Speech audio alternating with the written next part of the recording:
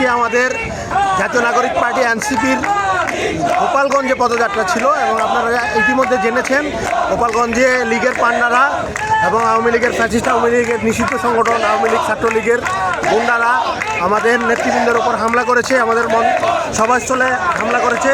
তারপরও এনসিপির কর্মীরা তাদের প্রতিহত করেছে এবং তারা সমাবেশটি সফল করেছে। কিন্তু সমাবেশ সফল করে আসার পথে লীগের পান্ডারা অবস্থান নিয়েছে রাজপথে এবং তাদেরকে প্রতিহত করার জন্য আমাদের নেতাকর্মীরাও রাস্তায় জড়ো হয়েছে। আমরা প্রশাসনের কাছে বলতে চাই যে প্রশাসন যদি আমাদের জুলাই বিপ্লবীদের বা বিপ্লবের নেতাদের বা বিপ্লবের নেতৃত্বের নিরাপত্তা না দিতে পারে তাহলে ছাত্র জনতা এই নিরাপত্তার দায়িত্ব নিজেরাই নেবে।